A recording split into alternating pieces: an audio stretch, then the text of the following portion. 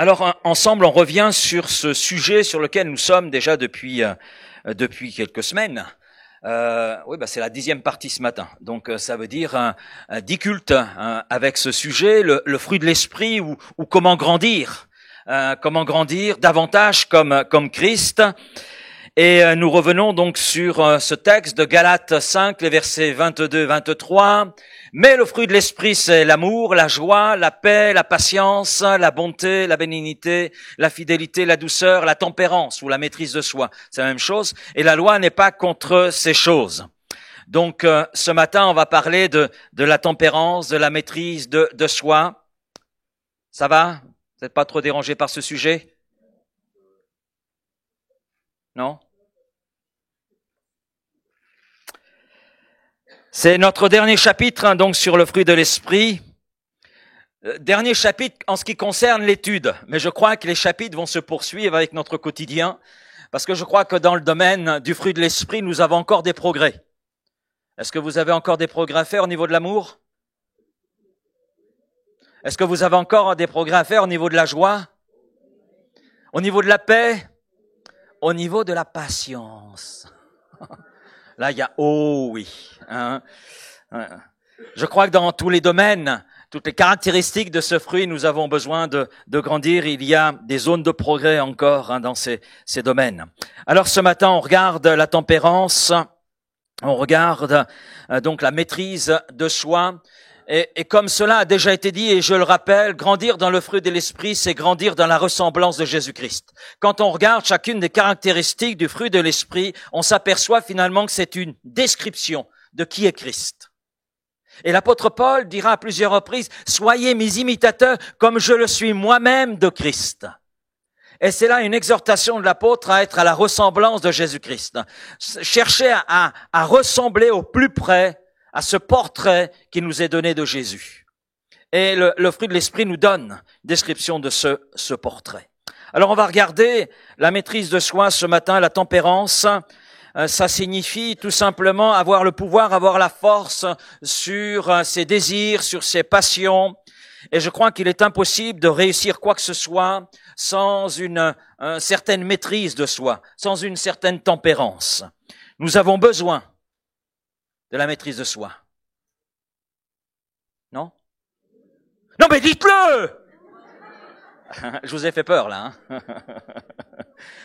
Oui, il y a certains caractères qui sont assez colériques. La colère, elle n'est pas toujours maîtrisée, la colère. Et puis la langue. Regardez votre voisin, lui dit, montre-moi ta langue. Il y a des langues plus ou moins longues, plus ou moins aiguisées. Mais il faut le reconnaître, nous avons besoin de la maîtrise de soi. Vous et moi, parce que je m'inclus aussi, nous avons encore des progrès à faire dans ce domaine, je le crois. Et c'est là tout un travail que le Saint-Esprit veut nous aider à faire parce qu'il veut nous conduire à la ressemblance de Jésus-Christ.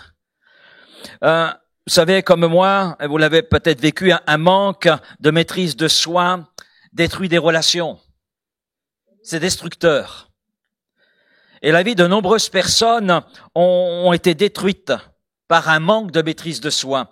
Je lisais un article, c'est pas chez nous, vous allez me dire, mais des situations comme cela, il en arrive, je dis, presque au quotidien. En Tunisie, je lis juste le titre de cet article, « Il tue sa femme dans un excès de colère ». L'absence de maîtrise de soi peut conduire à des actions irréversibles. Mais nous avons aussi des exemples bibliques qui nous sont là donnés, de gens qui n'ont pas su être vigilants en ce qui concerne leur passion, en ce qui concerne leurs pensées. Nous avons l'exemple de Samson. Nous avons l'exemple aussi de David. Nous avons l'exemple aussi du roi Saül.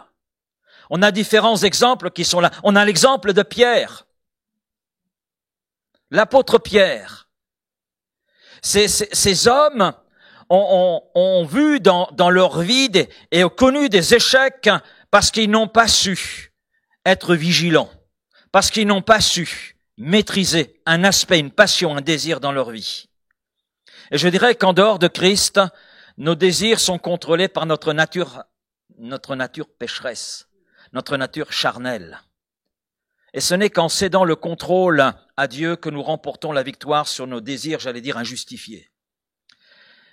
Le point fondamental en ce qui concerne la maîtrise de soi, c'est de donner le contrôle à Dieu de toute notre vie.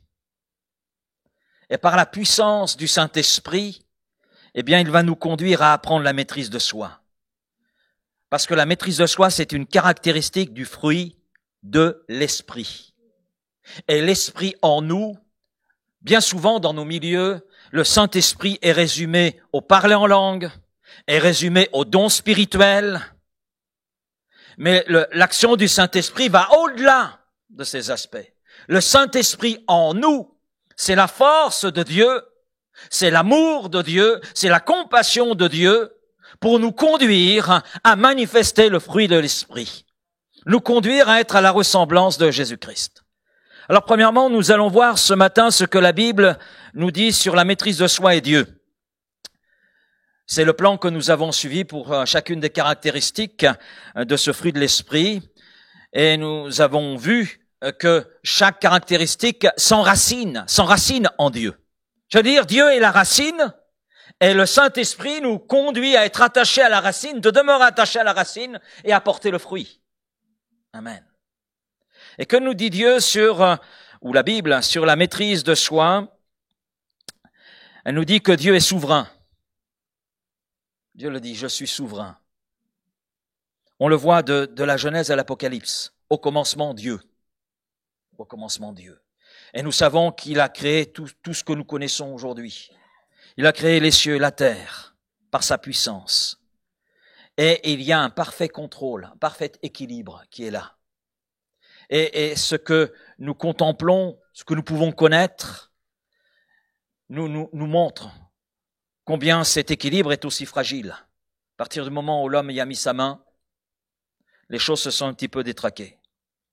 Et quelque part, Dieu n'a réellement pas besoin de maîtrise de soi, parce qu'il est déjà au contrôle de toutes choses.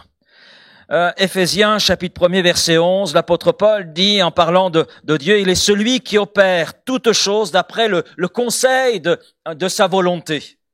Donc c'est lui qui conçoit, mais c'est lui aussi qui contrôle. Et Philippiens, chapitre 3, c'est toujours l'apôtre Paul qui parle, au verset 20, dit, le Seigneur Jésus-Christ, qui transformera le corps de notre humiliation en le rendant semblable au corps de sa gloire, par le pouvoir qu'il a de s'assujettir toutes choses. Ainsi comme Dieu est un Dieu parfait en ce qui concerne l'amour, en ce qui concerne la joie, en ce qui concerne la paix, il est aussi un Dieu tempérant. Un Dieu tempérant. Un Dieu qui sait, dans le contrôle de toutes choses, avoir cette maîtrise dans ce contrôle. Dieu est complètement souverain sur sa création. Il contrôle toutes choses. Alors quand on parle de la maîtrise de soi, il y a un aspect de Dieu qui, quelque part, nous dérange. Parce qu'il est question de la colère de Dieu. Et ça nous semble contradictoire avec la maîtrise de soi. Mais lorsque nous parlons de la maîtrise de soi en relation avec Dieu, c'est vrai que la colère dont il est question, la colère de Dieu dont il est question dans la Bible, vient un petit peu nous déranger, nous bousculer. D'abord, la colère de Dieu est contre le péché. C'est la première chose qu'il faut retenir. Et la colère de Dieu ne signifie pas une colère incontrôlée, une colère injustifiée. Non, la colère de Dieu est une colère parfaitement contrôlée et justifiée. Elle est juste. Et elle est juste contre le péché. Romains 1,18, la colère de Dieu se révèle du ciel contre toute impiété et toute injustice des hommes qui retiennent injustement la vérité captive. Donc la colère de Dieu, elle se révèle, c'est vrai, du ciel contre toute impiété, contre le péché, contre toute injustice des hommes. Donc la colère de Dieu contre le péché n'est pas une colère impulsive, capricieuse, exagérée, mais parfaitement contrôlée. Et elle est juste. Elle est juste. Mais je crois également que la colère de Dieu s'exprime aussi en relation avec sa patience. Parce que Dieu est patient envers les pécheurs. Dieu était patient envers nous. Il ne déverse pas sa colère comme cela au hasard, selon un petit caprice. Non, non. Sa colère ne s'exprime jamais sans qu'il y ait au préalable avertissement. Deuxièmement, sa colère ne s'exprime jamais sans qu'il y ait un temps pour ceux auxquels il s'adresse, qui leur soit donné pour qu'ils puissent revenir de leur mauvaise voie. On est actuellement dans notre étude biblique sur Jonas. Dieu va avertir Ninive par l'intermédiaire de Jonas, qui est un petit peu récalcitrant, mais il y va tout de même, va avertir que le jugement va tomber sur Ninive, si elle ne se repent pas. Dieu donne le temps à Ninive pour se repentir. Et les habitants de Ninive, à commencer par le roi, ont pris ce temps effectivement pour réaliser le sérieux du message de Dieu, et ils se sont repentis, ils sont revenus de leur mauvaise voie. Dieu leur a donné le temps pour cela. Et nous savons par la bouche de l'apôtre Pierre que Dieu use de patience encore aujourd'hui. Il use de patience. Le Seigneur ne tarde pas dans l'accomplissement de la promesse, dit l'apôtre Pierre, comme quelques-uns le croient, mais il use de patience envers vous, ne voulant pas qu'aucun périsse, mais voulant que tous arrivent à la repentance. Donc il y a, avant l'expression de la colère de Dieu, il y a un avertissement, voire même plusieurs avertissements, et nous donne le temps qu'il faut pour nous repentir, et puis l'expression de sa colère est juste. La colère de Dieu est à l'image de ce qu'il est. Elle est juste. Dieu est patient pour les pécheurs. Et la colère de Dieu est une colère contrôlée, juste contre le péché. Jésus a démontré une parfaite maîtrise de soi, dans sa vie.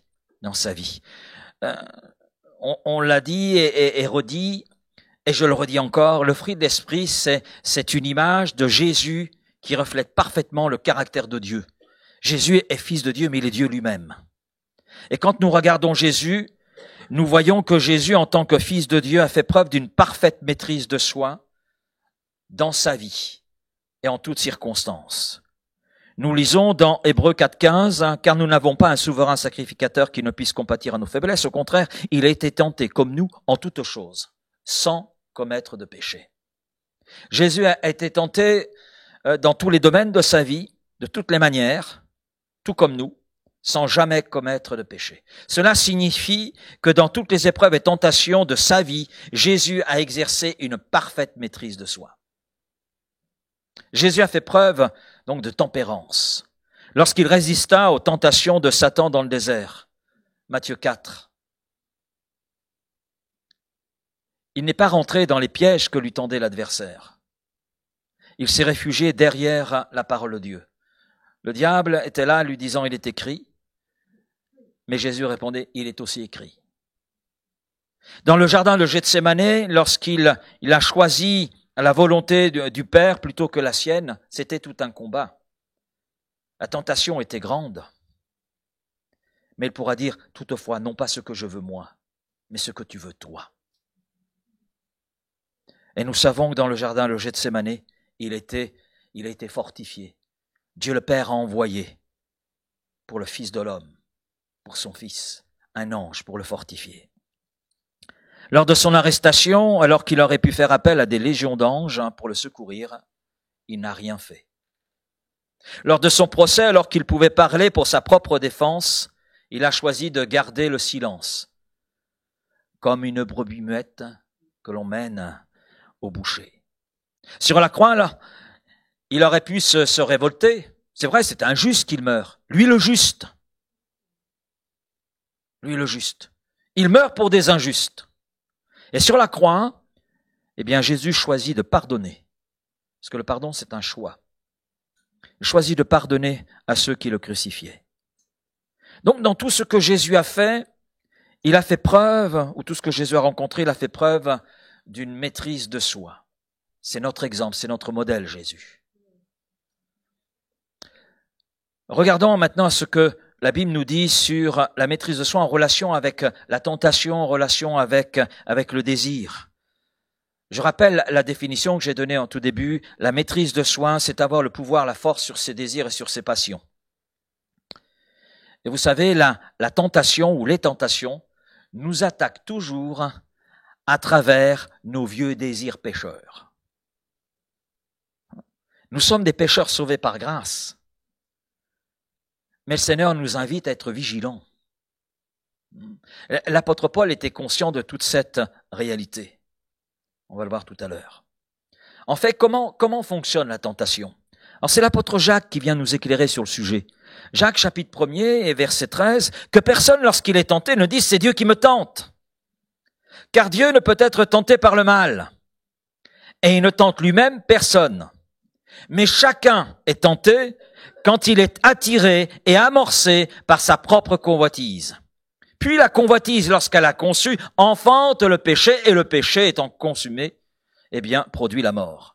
La seule raison pour laquelle la tentation fonctionne, c'est à cause de nos vieux désirs pécheurs. Dieu n'est pas tenté par le péché. Il ne tente personne, il n'a aucun désir pécheur. Si nous n'avions pas de désir pécheur, d'ailleurs, nous ne serions pas non plus tentés. Mais la tentation est là et elle touche certains aspects de notre vie. C'est pour cela que l'apôtre Paul et Jésus lui-même, dans son enseignement, nous invite à être vigilants. Veille sur ton cœur plus que sur toute autre chose. Parce que de lui viennent les sources de la vie. Il en découlent les sources de vie. Veille sur ton cœur. Et nous nous apercevons, j'ai cité Samson, j'ai cité David, j'ai cité le roi Saül, on a des personnages qui, à un moment donné, ont baissé la garde dans leur vigilance. Et qu'est-il arrivé? Devant la tentation, ils ont été incapables de maîtriser la situation, maîtriser la tentation, maîtriser la provocation, et c'était un engrenage pour eux. Pour le roi Saül, c'était terrible, puisqu'il en est arrivé au suicide. David, c'était préjudiciable pour sa vie, pour le témoignage qu'il a pu donner.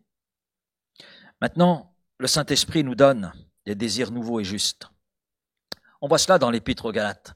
Ça, à Galates 5, 22, 23, il y a tout un contexte. Et le contexte nous parle des œuvres de la chair et de la nécessité pour nous de marcher selon l'esprit, selon les désirs de l'esprit. Et la bonne nouvelle, c'est que lorsque nous devenons chrétiens, le Saint-Esprit vient en nous, non seulement nous convaincre de la réalité du péché, de l'incapacité par nous-mêmes de nous en sortir, mais le Saint-Esprit vient à notre aide pour apporter de nouveaux désirs, des désirs, qui sont selon Dieu. Galates 5:16, je dis marchez selon l'esprit et vous n'accomplirez pas les désirs de la chair, car la chair a des désirs contraires à ceux de l'esprit et l'esprit en a de contraires à ceux de la chair. Et ils sont opposés entre eux, afin que vous ne fassiez point ce que vous voudriez. Mais si vous êtes conduits par l'esprit, vous n'êtes plus ainsi sous la loi du péché, etc., la loi de la chair. Lorsque nous venons à Christ, dans la repentance et la foi, nous devenons une nouvelle créature. 2 Corinthiens 5, 17. Et le Saint-Esprit vient agir en nous afin de nous donner de nouveaux désirs. Des désirs nouveaux et justes. Maintenant, on en est conscient, j'en suis conscient pour ma vie, mais je pense que vous aussi, notre ancienne nature pécheresse, elle rejame quelquefois. Non? Pas vous? Ça rejame pas chez vous? Et parfois, cette vieille nature, nous devons la maîtriser. La maîtriser. Et nous sommes finalement dans un bras de fer spirituel constant. Constant.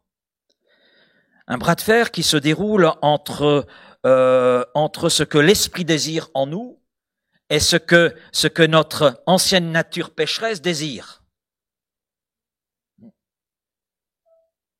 Non, il n'y a pas ce bras de fer chez vous? Écoutez, moi, si vous me présentez une forêt noire, il va vraiment falloir que le Saint-Esprit m'aide. Non, mais qui n'est pas gourmand ici? Savoir freiner ses appétits. Alors c'est vrai, les prédicateurs disent toujours, il faut aller de l'avant. Aller de l'avant spirituellement, pas forcément dans ce sens-là.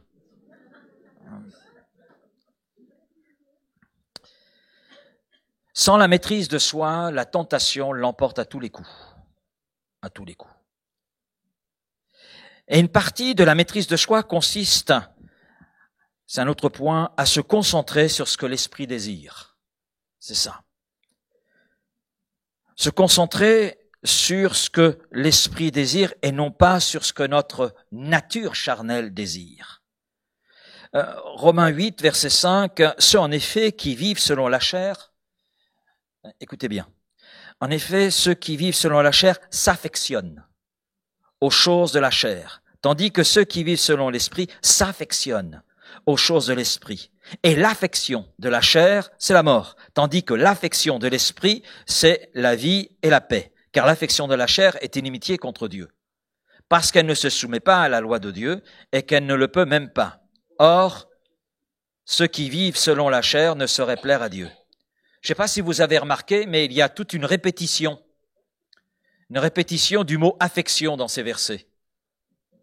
Ceux qui sont contrôlés par la nature pécheresse ne peuvent pas plaire à Dieu, tandis que l'esprit, notre esprit, contrôlé par l'Esprit Saint, nous conduit à la vie, nous conduit à la paix, amen, et à demeurer dans la paix avec Dieu. Lorsque nous nous concentrons sur ce que désire notre nature pécheresse, nous perdons systématiquement, nous perdons à tous les coups. Mais lorsque nous nous concentrons sur ce que l'Esprit désire, nous vivons conformément à l'Esprit. Et nous sommes alors rendus capables de faire face devant les provocations, devant les agressions qui peuvent être là.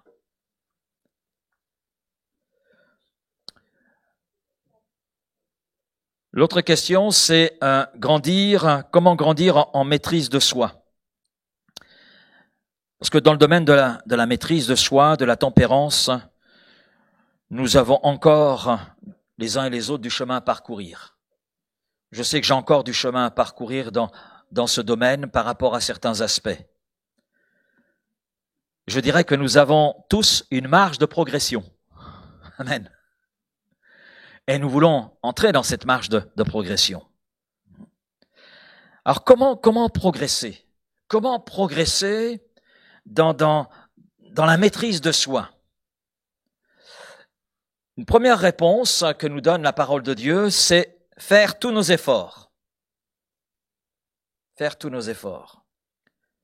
C'est vrai que sans la maîtrise de soi qui vient de l'intérieur, notre vie est rendue vulnérable face à d'innombrables agressions. C'est pourquoi Dieu nous dit, faites tous vos efforts. De Pierre 1, 5, 6. Faites tous vos efforts, afin d'ajouter à la connaissance de Christ, la connaissance de Dieu, la connaissance de sa parole, ajouter à la connaissance la maîtrise de soi. Faites tous vos efforts. Faire tous nos efforts, ça veut dire quoi? Ça veut dire s'autodiscipliner. Proverbe 25, verset 28, comme une ville forcée et sans muraille, ainsi est l'homme qui n'est pas maître de lui-même. Donc le Seigneur nous montre toute la vulnérabilité qui est la nôtre en tant qu'être humain, mais si on ne progresse pas dans la maîtrise de soi. Sans maîtrise de soi, nous sommes une cible facile pour l'ennemi. Nous sommes alors ouverts aux attaques, ce qui veut dire que nous devons nous imposer une discipline de vie. Et il n'y a pas de maîtrise de soi sans discipline. L'apôtre Paul le savait, c'est pourquoi il s'est donné pour priorité de pratiquer l'autodiscipline dans sa propre vie. 1 Corinthiens 9, verset 24. Ne savez-vous pas que ceux qui courent dans le stade courent tous? Amen. Nous sommes sur cette piste tous ensemble. Piste spirituelle, la vie chrétienne. Mais un seul remporte le prix. Courez de manière à le remporter. Tous ceux qui combattent s'imposent toute espèce d'abstinence et ils le font pour obtenir une couronne corruptible. Mais nous, faisons-le pour une couronne incorruptible. Et Paul dit, moi donc je cours, non pas comme à l'aventure, je frappe non pas comme battant l'air, mais je traite durement mon corps et je le tiens assujetti, je le maîtrise, de peur d'être moi-même rejeté après avoir prêché aux autres. Paul ne voulait pas être disqualifié dans sa vie chrétienne, dans le témoignage à rendre à ceux qui l'entouraient. Il ne voulait pas être disqualifié dans le ministère, ni donner à l'ennemi des opportunités pour nuire à sa vie, nuire à sa relation avec son maître. Alors à partir de là, il s'imposait une discipline au niveau de son corps, une discipline au niveau de ses pensées, une discipline au niveau de sa langue, de tous les aspects de sa vie, de tous les domaines de sa vie. Et il est bon d'avoir une discipline. Est-ce que nous avons une discipline? Pour nos corps, une bonne discipline, c'est le lundi matin à jeun, juste en sortant du lit, d'utiliser une balance, savoir où nous en sommes. Et à partir de là, de régler sur notre semaine le contenu de nos repas. Maintenant, vous le savez également que nos efforts ne sont pas suffisants.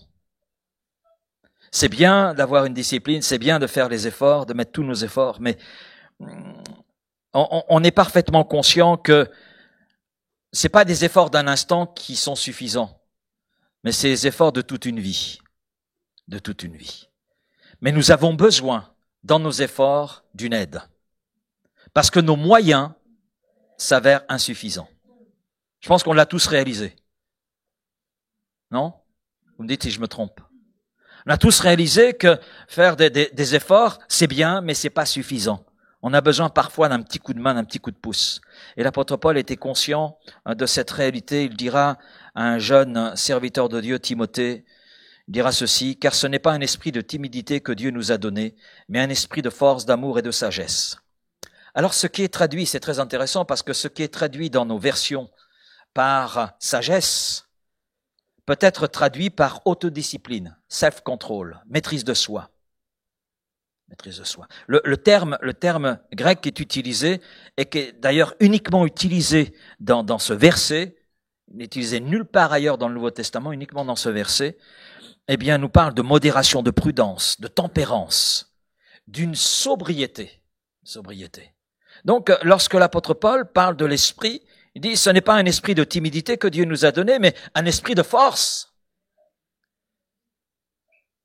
qui suscite en nous une dynamique qui vient de Dieu, un esprit d'amour et de tempérance, de modération, de maîtrise de soi. Et le Saint-Esprit est notre assistant justement dans le développement de cette caractéristique du fruit de l'esprit. C'est pour ça que c'est appelé le fruit de l'esprit. Nous avons besoin pour produire le fruit dans son entièreté de l'action du Saint-Esprit en nous. Et nous pouvons compter sur son aide et lui demander secours.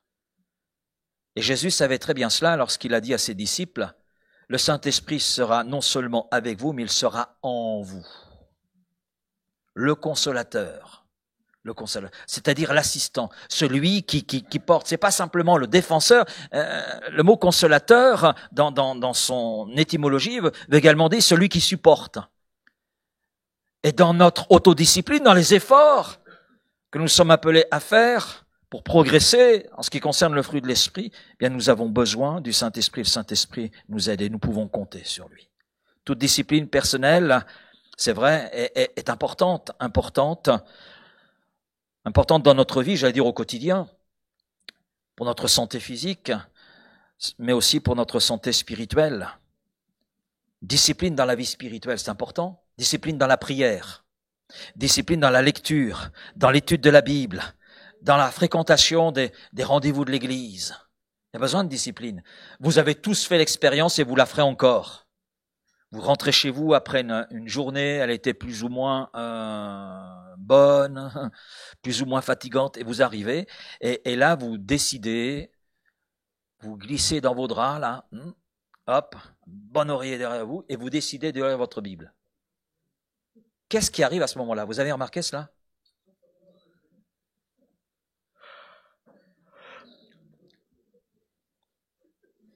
D'un seul coup.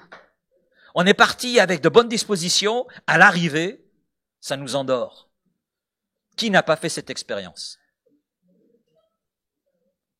D'accord. Moi, je l'ai faite, c'est pour ça que je ne lis plus ma Bible au lit. Voilà.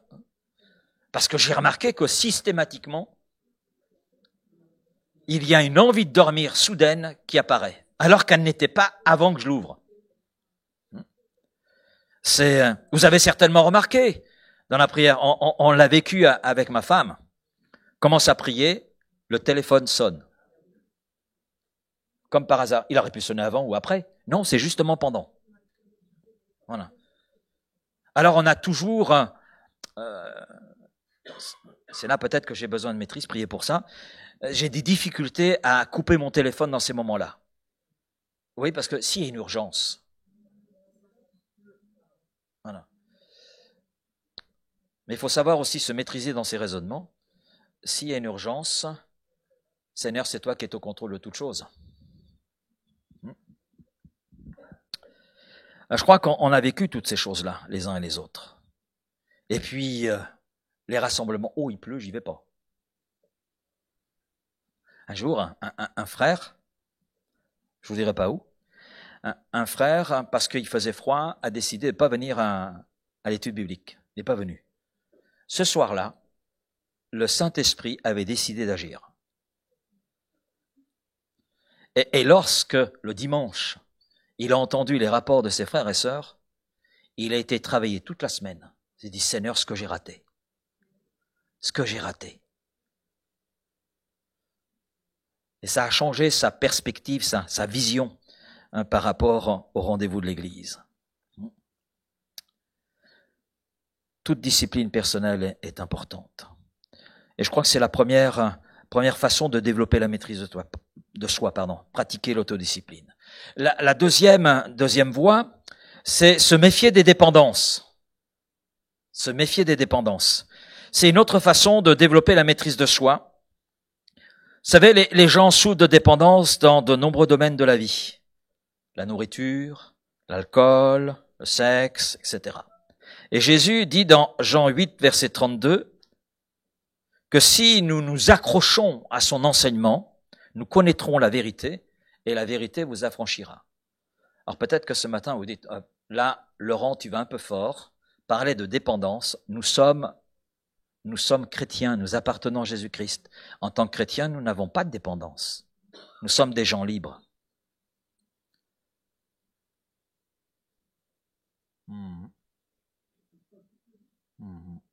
Si l'apôtre Paul nous invite à être vigilants sur notre liberté, c'est que c'est quelque chose de fragile. C'est quelque chose de fragile. C'est pour la liberté que Christ nous a affranchis. Demeurez donc ferme. Ce qui veut dire que si je ne demeure pas ferme, je peux facilement entrer dans certaines dépendances. Demeurez donc ferme et ne vous laissez pas mettre de nouveau sous le joug de la servitude. Il parle aux Galates. Aux Galates. Très intéressant, parce que dans le chapitre 1er, dans les premiers versets, et là Paul est cash. Avec les Galates, il est vraiment cash.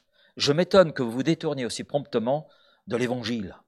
Moi qui vous ai prêché l'évangile selon Christ, vous êtes détourné aussi rapidement que vous avez accepté la première fois. Non mais vous rentrez sous une dépendance. C'est ce que leur dit en substance l'apôtre Paul. Il parle à des chrétiens qui avec facilité sont entrés sous forme de dépendance. C'est terrible. Mais Dieu en Jésus-Christ fait de nous des hommes libres.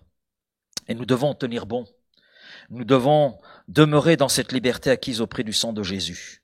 Cela signifie que nous devons être vigilants. Cette semaine, j'avais un de mes collègues qui travaille en Corse. Et puis ce frère, on se connaît déjà depuis pas mal d'années.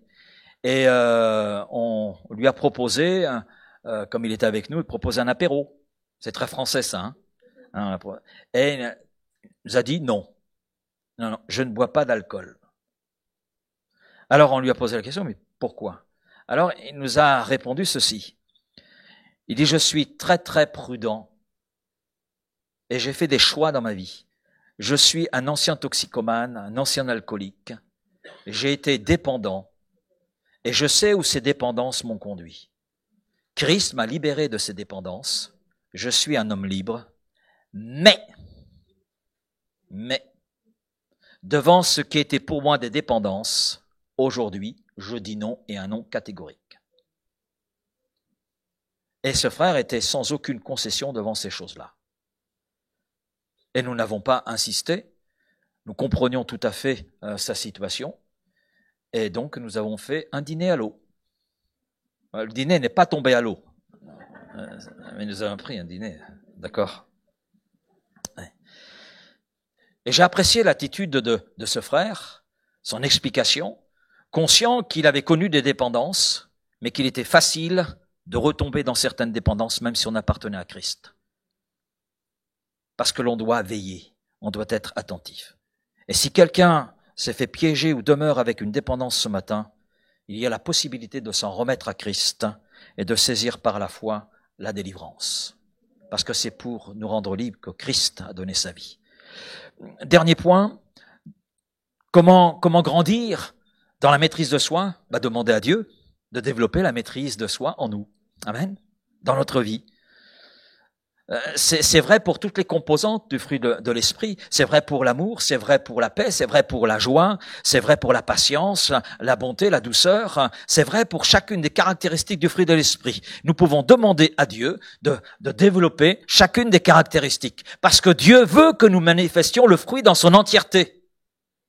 Dans son entièreté. Que nous n'ayons pas simplement tendance à aller vers un aspect, mais c'est porter et voir le fruit de l'esprit dans son entièreté être développé en nous. Et la maîtrise de soi, c'est un don. C'est un don de la grâce que Dieu nous fait en Jésus-Christ. Et je voudrais lire Tite chapitre 2 verset 11. En effet, la grâce de Dieu, s'est révélée comme une source de salut pour tous les hommes. Amen. Le mot grâce signifie faveur imméritée. Elle s'est levée sur le monde, illuminant l'humanité entière et apportant à tous la possibilité d'être délivrés du péché. Et cette grâce, cette même grâce dont l'apôtre Paul parle, elle veut nous éduquer et nous amener à nous détourner de tout mépris de Dieu, à rejeter les passions et les convoitises des gens de ce monde et à renoncer à la course au plaisir. Elle nous enseigne à vivre dans le temps présent avec sagesse, réserve et maîtrise de soi, en toute intégrité et honorabilité devant Dieu. En fin de compte, toutes les composantes du fruit de l'esprit sont des dons de la grâce de Dieu, sont des faveurs imméritées de Dieu. Mais c'est le désir de Dieu que l'entièreté de son fruit se développe en nous. C'est pour ça qu'il est bon de lui dire, Seigneur, développe dans ma vie le fruit de l'esprit. Oui, j'ai besoin d'un peu plus d'amour. Oui, j'ai besoin d'un peu plus de douceur. Oui, j'ai besoin d'un peu plus de maîtrise de soi, mais Seigneur, développe l'entièreté du fruit. Amen. Afin que je sois à la ressemblance de Jésus-Christ. Alors, il nous faut conclure. Que dire en conclusion? Nous nous sommes arrêtés sur le fruit de l'esprit, nous avons examiné chacune des composantes. Maintenant, il nous reste du chemin à parcourir. On est conscient du chemin à parcourir. Et nous avons le Saint-Esprit pour nous aider à parcourir ce chemin. Oui, il y a nos efforts, mais on est conscient que nos efforts ne sont pas suffisants. Mais l'Esprit veut là nous aider. Et veut là nous conduire, nous diriger. Parce que Dieu veut que nous soyons à l'image de son Fils. C'est son désir, sa volonté. Et c'est vers cela que nous tendons. Alors, je dirais que ce matin, que chacun soit là encouragé. Que chacun soit là fortifié. Et puisse désirer encore davantage porter ce fruit de l'esprit. Amen. Pas simplement désirer un peu plus d'amour, un peu plus de douceur, mais désirer l'entièreté du fruit et voir le développement de ce fruit dans notre vie. Si le fruit de l'esprit se développe en nous, Dieu est glorifié. Amen. Dieu est glorifié. Nous voulons glorifier notre Dieu, notre Père. Amen. Merci Père pour ta parole ce matin, pour ces quelques pensées là partagées très simplement sur la maîtrise de soi. C'est vrai, il y aurait tant à dire, Seigneur, tant à dire. Mais Seigneur, aide-nous. Aide-nous, Seigneur, en ce qui concerne la maîtrise de soi, parce que c'est le sujet que nous avons vu là ce matin, mais je dirais aide-nous à pouvoir, Seigneur, voir l'entièreté du fruit de l'esprit être développé dans nos vies et que nous tendions toujours plus vers cette ressemblance avec Jésus-Christ. Merci Père pour ton enseignement, pour ta parole. Maintenant, dans la mise en pratique, nous avons besoin de ton aide parce que nous sommes conscients que nos efforts ne sont pas suffisants. mais que par ton esprit, nous pouvons avancer. Par ton esprit, nous pouvons, Seigneur, parvenir au but que toi tu fixes là devant nous. Nous sommes engagés avec toi, nous avons placé notre vie sous ton contrôle, et nous ne voulons pas en sortir, mais nous voulons poursuivre, persévérer, Seigneur, afin d'arriver à atteindre ton objectif, l'objectif que toi tu as fixé pour chacune de nos vies. Merci de ton aide, merci de ton secours, merci parce que on bénéficie aussi de la prière de l'Église. Tu nous demandes de prier les uns pour les autres, de nous soutenir les uns les autres.